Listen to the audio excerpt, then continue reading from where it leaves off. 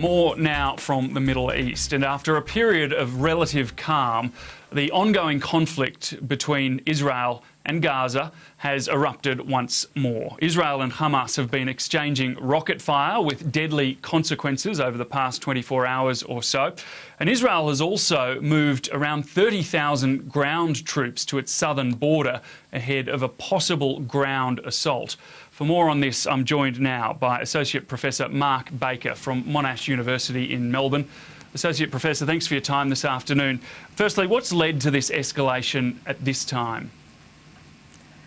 There are several factors that have led to the escalation. Firstly, the internal politics within Hamas. Hamas is divided between the leadership in Gaza and what is known as the Politburo, who are the external leaders in the Arab capitals of the world. And there is a fight for control going on there, and part of the agenda is for Hamas in Gaza to take control of the agenda, and they do that by radicalising the situation and, in a sense, flexing their muscle at Israel.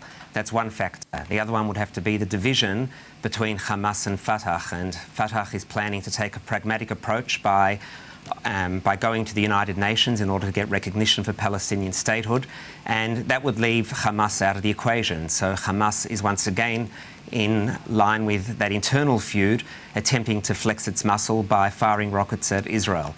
And then there is the ongoing situation of the Gaza Strip being under blockade, and this is Hamas's way of saying that they want to see the blockade end. But the actual timing of it has to do with those internal factors that are taking place now. And what about, obviously, the immediate trigger for this escalation over the past couple of days was Israel's attack on the Hamas military commander from the air, blowing up the car he was travelling in. What about the timing of that? And do you think that the US election could have played into this, in that they may have held off until after election season?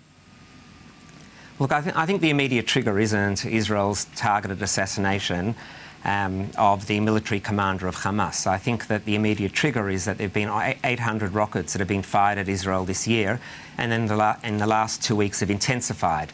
So Israel was left with no choice but to respond to rocket fire. There's no country in the world that would allow rockets to be fired in its major cities. And so Israel was left in a position where it had to fire back. The question is, why the escalation? Why did Israel choose to assassinate one of the leaders of Hamas?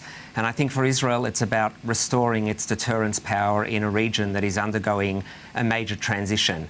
It's about Israel seeking to ensure that these rockets won't continue to be fired at Israel. There was relative quiet after the Operation Cast Lead, 2008 and 2009, and it's only in the last year that Hamas has taken the position of wanting to escalate the conflict, and now the escalation has happened through Israel's assassination, and in particular what we've seen overnight is rockets being fired by Hamas in the region around Tel Aviv, and that also signals a major escalation of the conflict.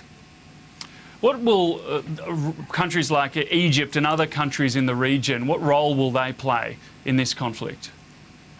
Well, Egypt is part of this conflict because the Gaza Strip is adjacent to Egypt, and many of the tunnels go from the Sinai Desert to Gaza, and they're also going, as everyone knows, through a period of instability as part of the Arab Spring. And the Islamic Brotherhood, on the one hand, is very keen to support their own brethren within Hamas. They're very close to that. And what one has found is that because Hamas has broken away from and announced that it has broken away from the Assad regime in Syria, many of the lines of support to Hamas were cut off. So they've been turning to Egypt for support. The question is whether or not this conflict will push Egypt to the precipice and challenge them to break the peace treaty that has held since 1978 between Israel and Egypt. And one can only hope that in the context of this conflict that won't take place, and that there'll be calls to de-escalate the situation, despite attempts by people on all sides to heighten the tensions. Associate Professor Mark Baker, we thank you very much for your thoughts this afternoon. Thank you. Thank you.